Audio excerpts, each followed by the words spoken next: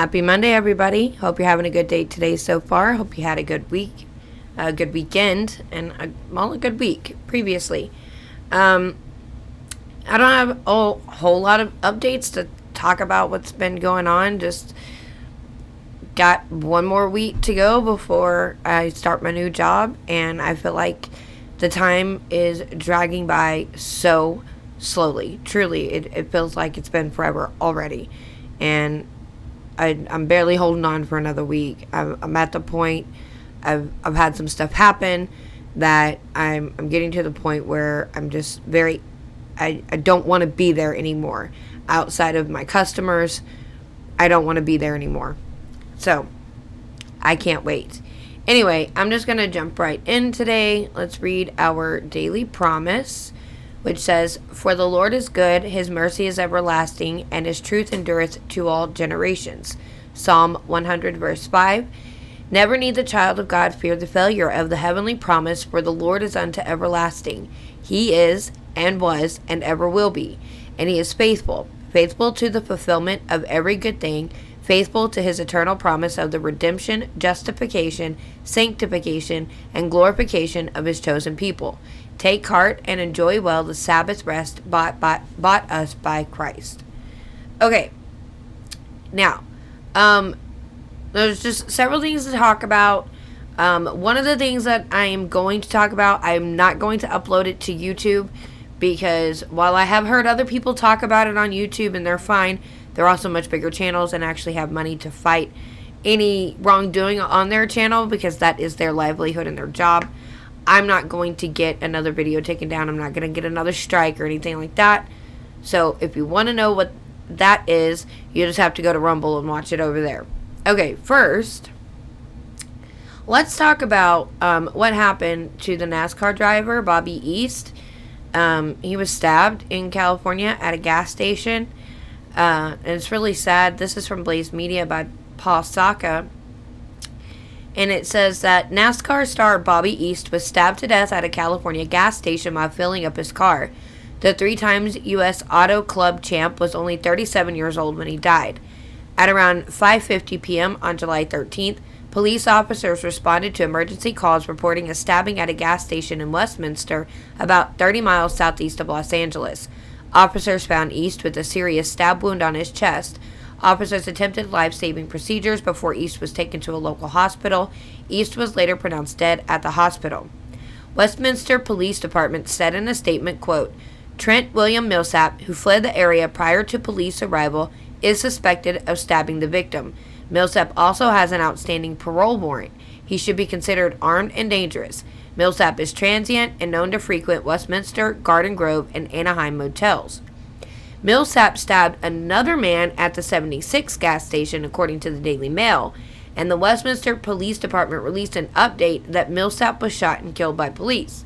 So on Friday, July 15th, they received information a wanted homicide suspect was in an apartment located in the 3300 block of Lincoln Avenue in the city of Anaheim.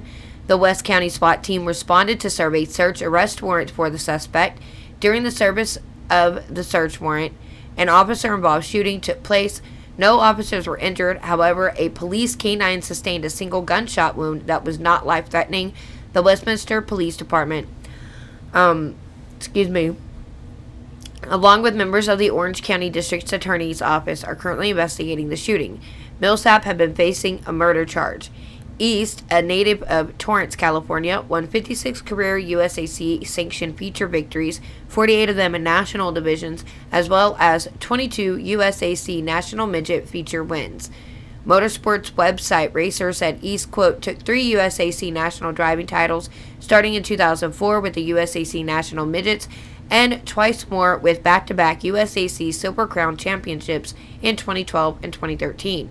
Racer added, quote, his score in the 2012 Summer Classic Terre Haute final was historic, as it put him on the exclusively short list of 9 drivers in USAC history who won on dirt and pavement tracks in all 3 national divisions: Silver Crown, National Sprint Car, and National Midget. In 2001, East won a race at the USAC National Midget event at just 16 years old, the youngest racer to ever accomplish the feat. East, the son of USAC Hall of Fame car builder Bob East, won the Rookie of the Year award in 2001 after winning 3 performances and becoming the winningest USAC National Midget Rookie in more than a quarter century. The racing world reacted to the tragic news of the stabbing death of the NASCAR star. Two-time NASCAR champion Todd Bodine said, very sad to hear the tragic incident involving legend USAC driver Bobby East. He was one heck of a wheelman. Thoughts and prayers to his family. NASCAR commentator Matthew Dillner tweeted, hearing about the death of Bobby East, prayers to an amazing racing family.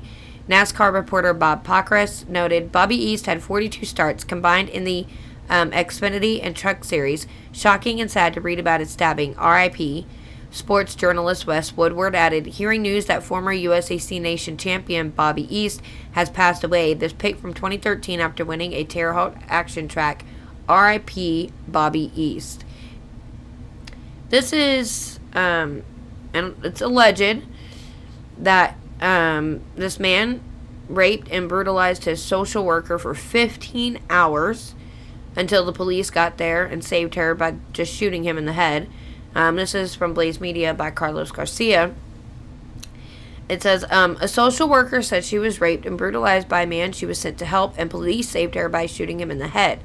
The harrowing story unfolded in Boca Raton, Florida, when the unidentified woman visited the home of, Zibi Alswang on July 1st.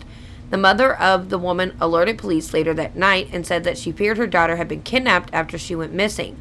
After investigating the matter, police went to the home of Alswang with the victim's boss, but they left after being unable to contact with anyone inside the home. When the mother of the woman insisted that police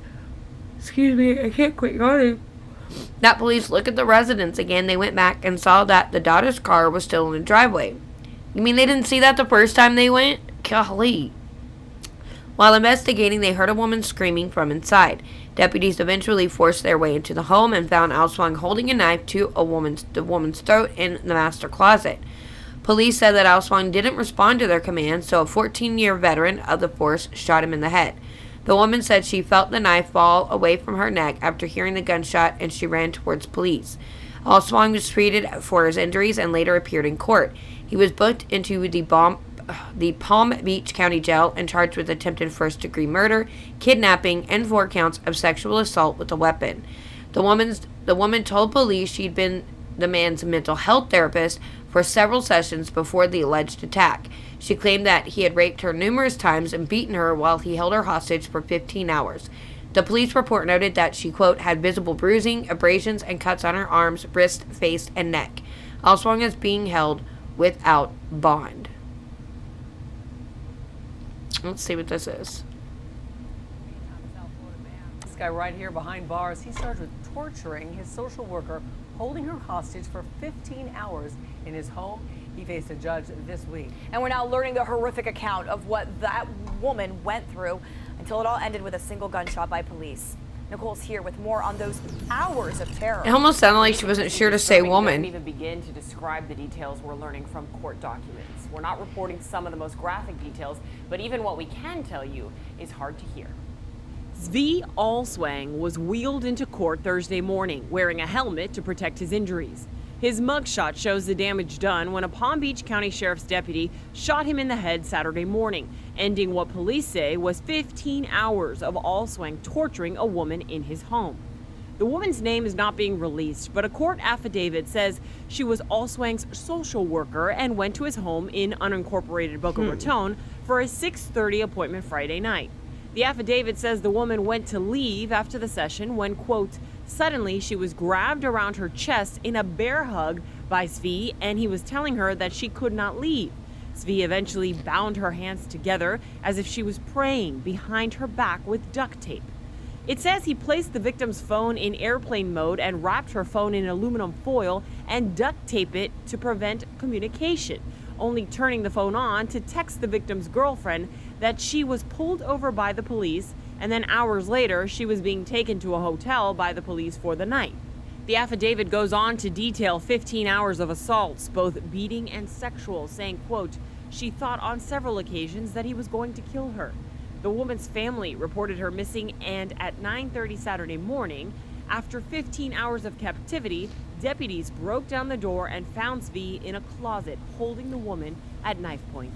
The victim told investigators, quote, Zvi did not respond or comply with their orders to drop the knife, and eventually she heard one loud gunshot, and then the knife was no longer to her throat. Police believe the man planned this attack for more than a week, waiting for his family to go out of town and buying black tablecloths to cover the windows. Okay, why would you send, for any reason, send a therapist for someone's mental health to their home? Why would that not be conducted in a safe and secure environment? An office. You would never get me making house calls. If I was a therapist, I would never be going to anybody's house to do sessions with them. You would be coming to my office because I'm not going to your home. I don't know what your mental stability is. I don't know how crazy you may be. So, no way. I don't know why you would send someone, a therapist, and a woman, to the home of where they're going to be doing a session with the man. Granted, I don't know how old this guy is. He looks young. He looks like a little twerp. I'm not sure how he was able to overpower her unless she's just way tinier than he is. Unless he had multiple weapons. I don't know. But yeah, I mean, that looks like a girl that shaved her head. Doesn't even look like a guy. So, but yeah, no. Do not go to someone's home to do a therapy session. Make them come to your office. That's stupid. Okay. Continuing on in Florida. A Florida couple was arrested after their 6-year-old was found unconscious with their head in a motel toilet bowl. Also from Blaze Media by Paul Saka, and the child is now on life support. So it says, a Florida couple were arrested after authorities discovered a 6-year-old with his head in a toilet bowl. According to police, other children in the motel room also reportedly suffered injuries. On July 5th, deputies responded to an emergency call that a child was drowning in the toilet at a Knights Inn motel in Kissimmee. Law enforcement reportedly found an unconscious 6-year-old boy with badly swollen eyes who did not have a pulse, according to the Osceola County Sheriff's Office. The boy was rushed to a local hospital where it was revealed that he suffered from severe brain bleeding. He was placed on life support and was in critical condition. There were 6 children ranging from 6 years old to a baby less than a year old in the motel room, WKMG-TV reported. Another child had visible injuries of swollen eyes and blood marks on the mouth, according to law enforcement. A third child allegedly had bruises on the face. The Osceola, I don't know how you say it, Osceola County Sheriff's Office noted that all of the children involved were taken to the hospital for treatment. WPLG reported that other guests at the motel room next door informed deputies that they had heard a loud thud noise coming from the room approximately 15 minutes before police arrived, which they believed was a child falling. Larry Rhodes, 22, and Bianca Blaze, 25, told deputies that there was a quote-unquote physical altercation between siblings. The New York Post reported, quote, they insisted to police that they never hit their children, but their 4-year-old told investigators that daddy hit me. Blaze later told investigators that she and Rhodes were disciplining the children, which included whoopings and forcing them to do exercises, records show. Blaze told deputies that she returned to the motel room that day and found one of the children with his head in the toilet. She said it looked like the boy was drinking water from the toilet bowl. Blaze allegedly told investigators that it wasn't until Rhodes went into the bathroom that she was told to call 911, according to WKMG-TV. Police searched the motel room and found several swabs of suspected blood and 2 guns with multiple magazines, according to deputies. Rhodes and Blaze were arrested. Rhodes and Blaze were charged with 6 counts of child neglect with great bodily harm, according to police. Rhodes was also charged with battery and aggravated child abuse. Rhodes is in the Osceola County Jail on $33,000 bond. That's it. And Blaze was bailed out on Friday. That's it? I mean, I know. But these are children. Their own children that they're hurting. That is it. That's $3,000 to come up with. That's it. That's not. People can come up with money pretty easily these days. So. Ugh. Okay. Moving on. Let's move on to this story from Louder with Crowder. But Joseph Gunderson, a transgender inmate, impregnates 2 female prisoners and gets upset when moved to new facility. Now, we have heard of this happening quite a few times, even in California, and I know in other countries. So, this is becoming a problem. Can anyone think of someone who said caving to the transgender lobby would result in terrible consequences? Oh, wait, we at Louder with Crowder have been saying that forever. So, after a quote-unquote transgender inmate in New Jersey knocked up 2 female inmates, I'm going to be gracious and not start yelling, "I told you so." I will, however, type it out. I told you so. The New York Post reports that Demi Minor, a 27-year-old trans woman who is serving 30 years for manslaughter, has been moved from Edna Mahan Correctional Facility for Women to the Garden State Youth Correctional Facility. Why the youth? I'm sorry, a 27-year-old in the youth correctional facility? That doesn't make a lot of sense. Okay. Now he's housed with a bunch of males, but I don't quite understand why he's in a youth prison. Thank you. Does he identify as being 14 now? No, that's not it. The New Jersey Department of Corrections just sees this as a weird compromise, and it's one Minor doesn't much appreciate. In a blog post on July 15th, Minor wrote, "NJDOC have violated my right to be safe and free from sexual harassment by putting me in one of the most violent youth correctional facilities. While living here at GYSC, I have found myself under attack by young inmates who are immature and just plain ignorant towards a person like me. First, a question. How does this felon have access to write a blog in prison? Can someone explain?" I was about to ask that. A blog post? Okay. Second, I'm tired of people throwing around the word quote-unquote rights. A right to be safe in prison? I'm pretty sure that's not something anyone can necessarily guarantee, and perhaps you should have thought about that before killing someone.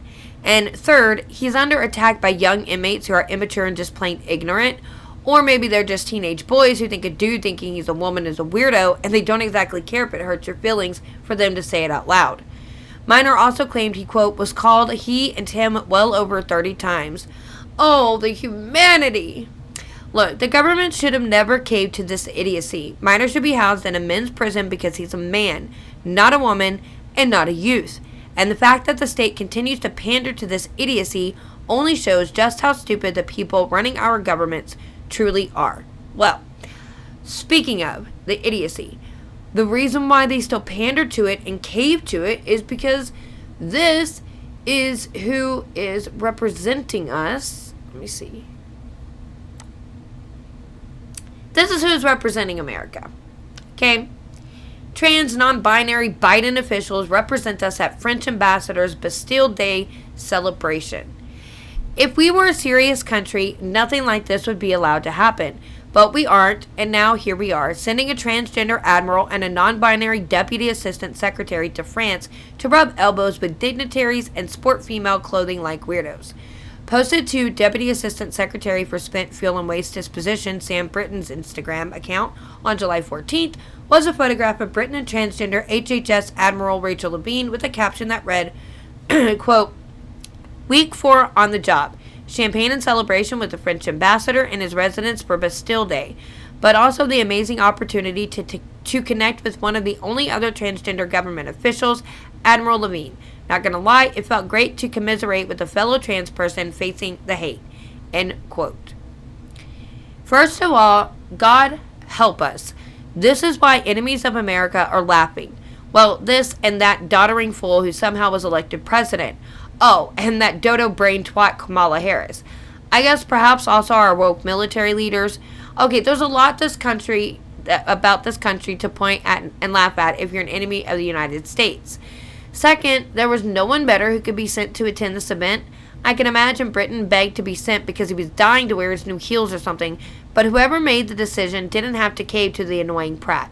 I guess we should be glad he didn't arrive clad in BDSM gear, having Levine lead him around on a leash or something. Perhaps they're saving that for Halloween. As far as facing the hate goes, I fail to see how these mentally damaged dimwits were feeling especially hated as the government sent them across the Atlantic to go to some foreign celebration, and remember, they did it on your taxpayer dollars. Yeah, I wish people hated me that much. What else is there to say here, though, that hasn't already been said? Everything about our federal government is a joke, and the Biden administration seems bent on making sure the entire world knows it. So, anyway, this is why this kind of stuff is happening in other parts of our institutions, is because we're doing it right in our federal government, and nobody really cares.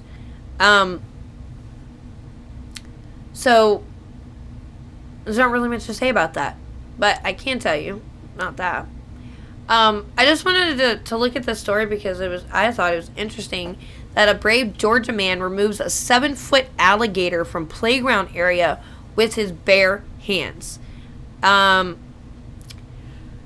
a video, obviously.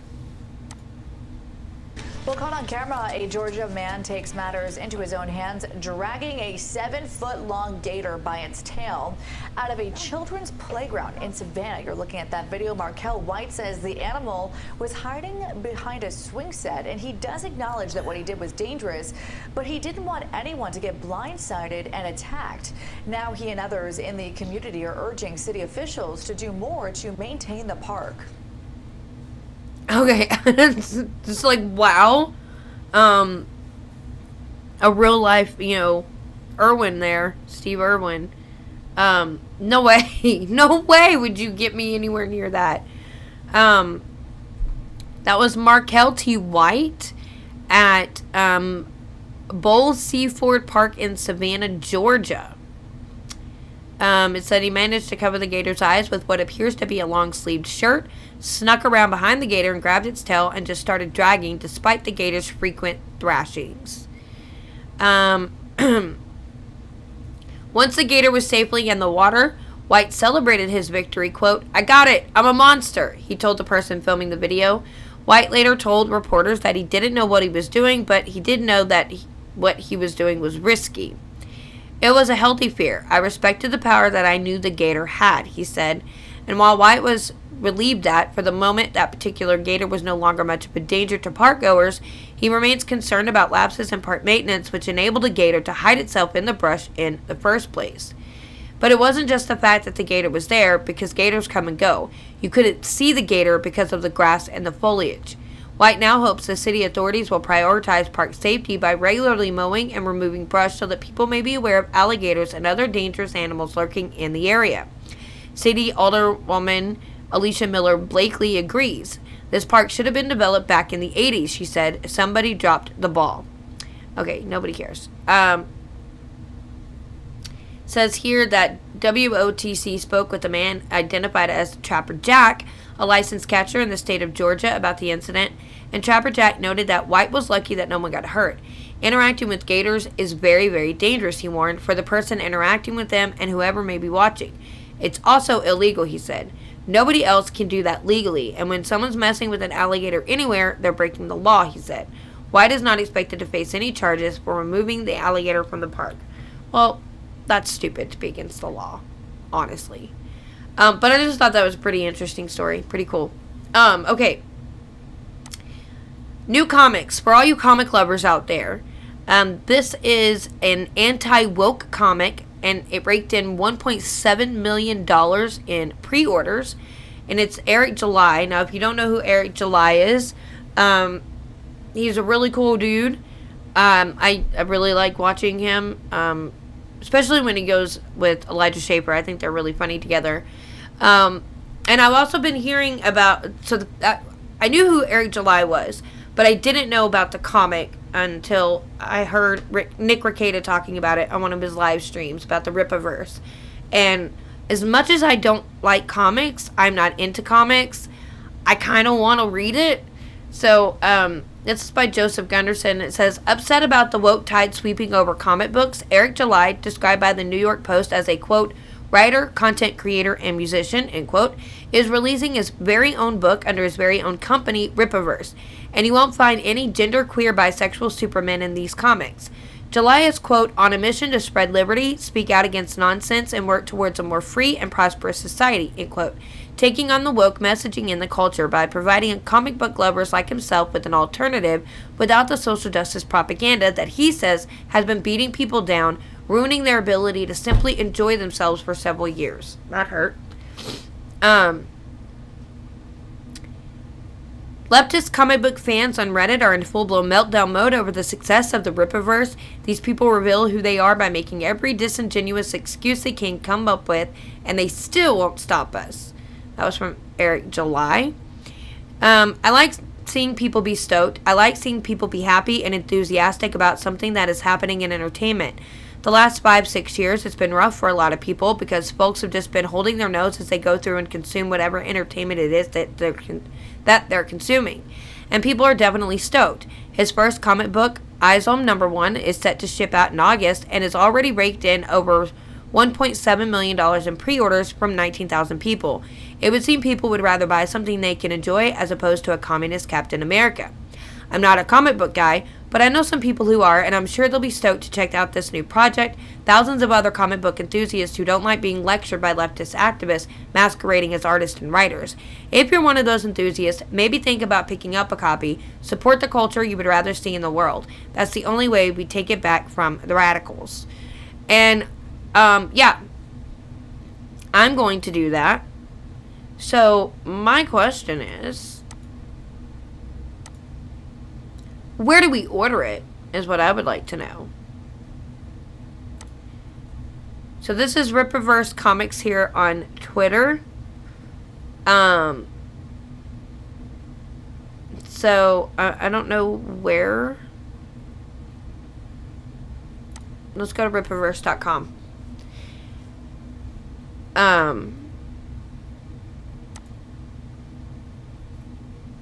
Let's check this out.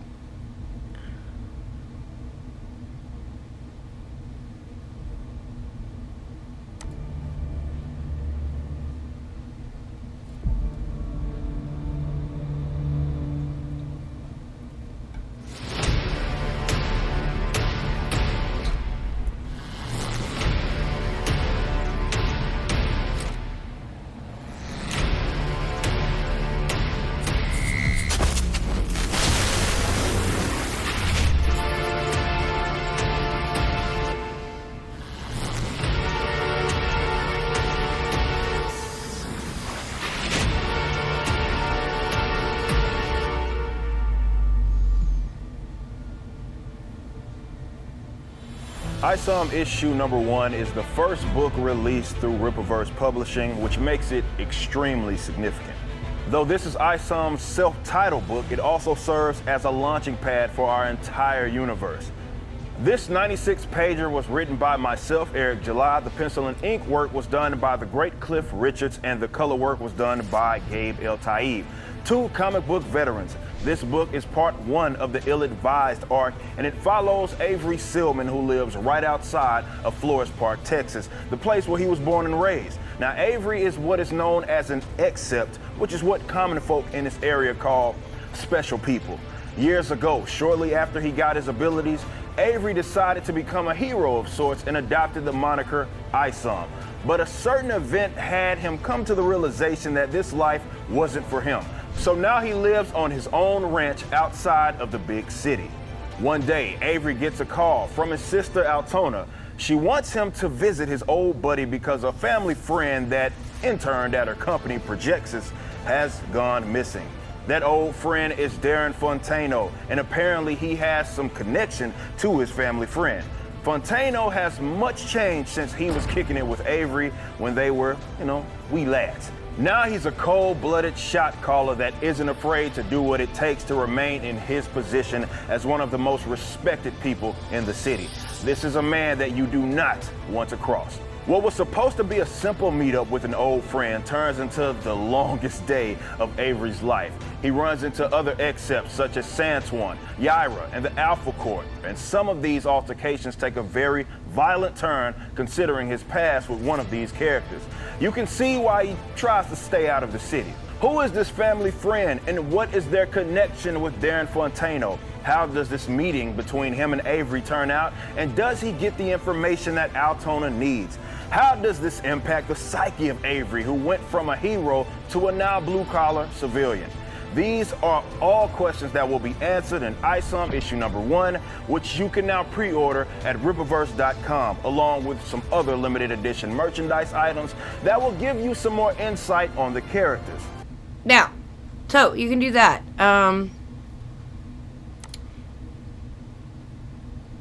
Direct donation does not include perks. So there's 68 days left. So $35. And you can get 1 of 2 covers, 3 covers. You can get a signed copy for $50. That's kind of cool. With 1 of the 3 covers, and they have posters and things like that, and t-shirts. So yeah, I don't know. I may end up buying it. Okay. Anyway, so if you like comic books, just go check it out and help support Eric July and the Rippaverse, because it actually sounds really interesting. So I'll put the link in the description below to be able to do that. Okay. I want to talk about this real quick before I take off YouTube. The Terminal List. So this is on Amazon Prime. It's about a former Navy SEAL officer who investigates why his entire platoon was ambushed during a high-stakes covert mission. Now, I'd heard this before, and people have talked about it. I will admit I was unaware that Chris Pratt was in it, so now I will be watching it.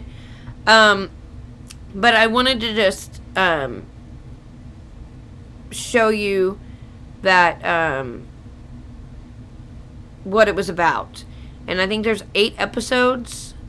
I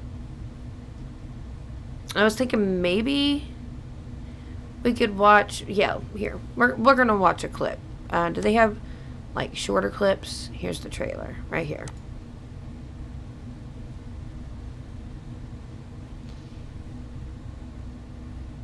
Hang on, it's loading an ad.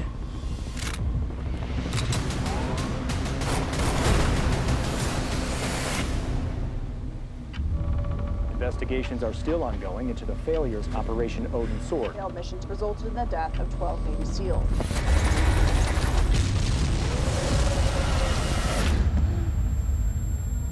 Lieutenant Commander James Reese, can you outline the details of your mission? They knew we were coming. According to audio logs, you went dark on comms roughly 4 mics in. Why? That's not how it went down. You okay? Yeah, I'm fine.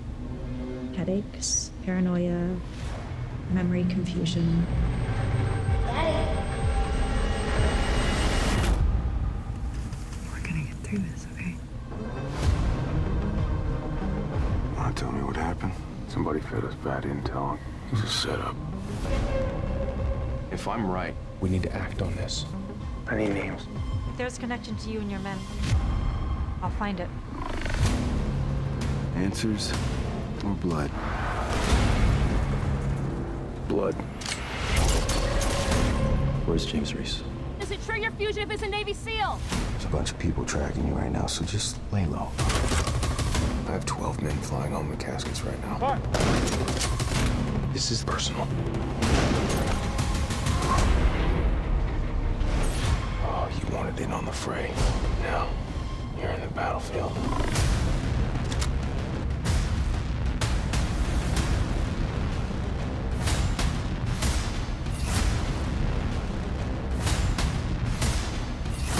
There's evil in this world, likes of which you can't possibly imagine. James. Take Lucy, get her out of the house now.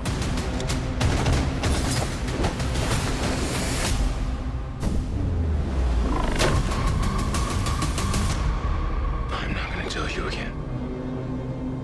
Stay off my list.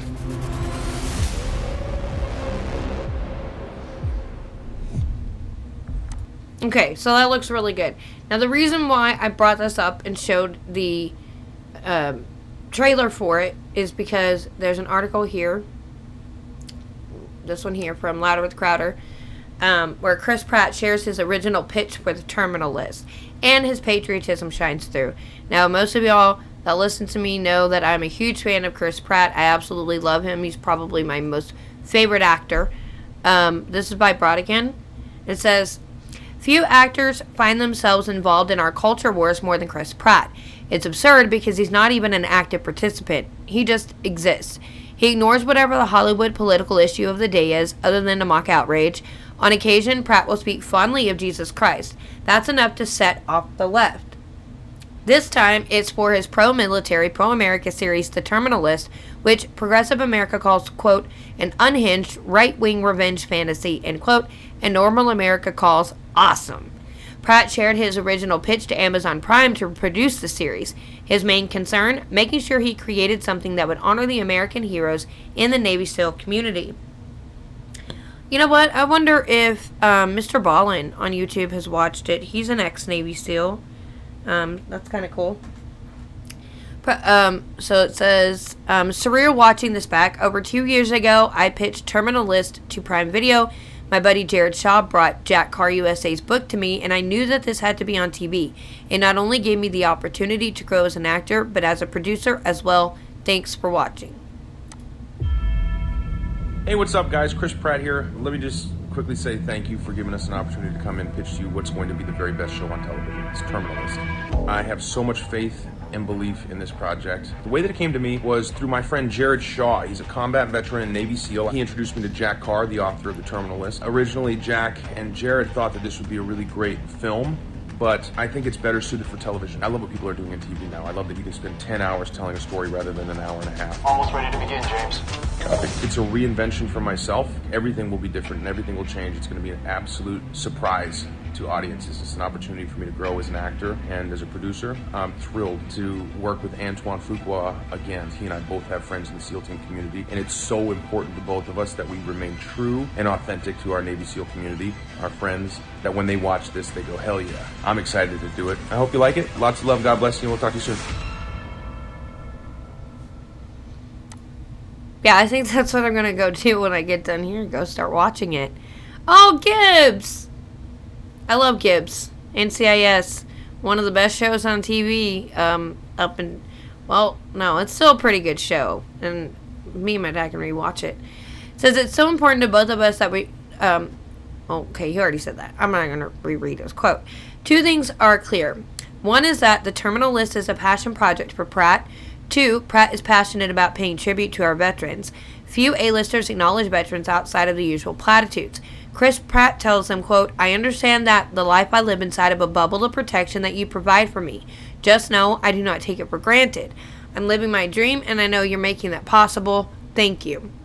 It's why, to help with authenticity, the Terminal List had veterans and their families as part of multiple aspects of the series production, starting with writing. Half of the show's writing staffers are either veterans themselves or have veterans in their families. Contrary to what a handful of idiots say on Twitter, Chris Pratt is the best Chris. I won't say who is the worst Chris, other than Evans is at least bottom 3. I would say Chris Evans is the worst Chris. Absolutely, for sure. Chris Pratt's the best. And then, what's the other one's name? You know. Thor. What's his name? I can't even think of his last name. Anyway, he's in the second tier there. Anyway, so yeah, I just wanted to share that because, you know, it looks really good and I think you should go watch it.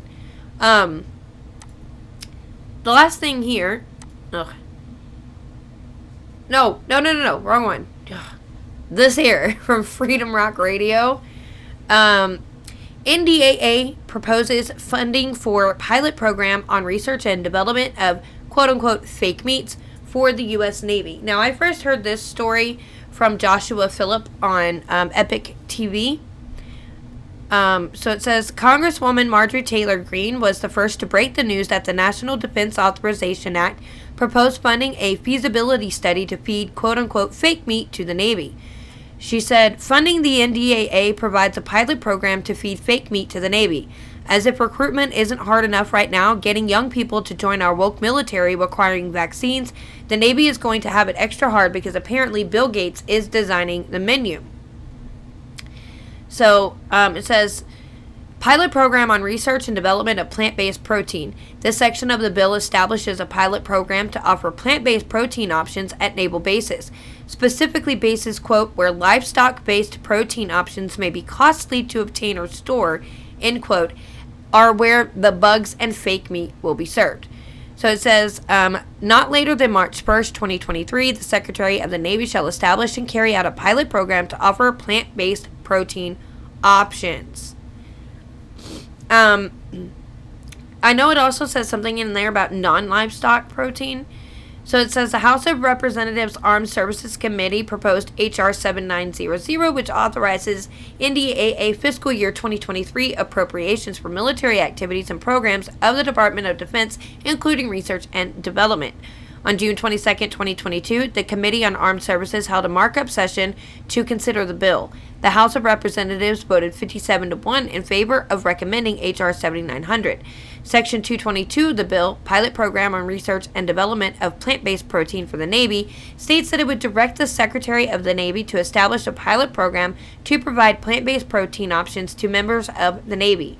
Quote, the committee directs the Director of the Defense Logistics Agency, in coordination with the Secretaries of the military departments and the U.S. Navy, the U.S. Army NATIC Soldier System Center, to conduct a study determining demand amongst service members for meal, ready-to-eat plant-based meals, and submit a report concerning a plan for providing ready-to-eat plant-based meals to service members not later than September 30th, 2023, to the Congressional Defense Committees.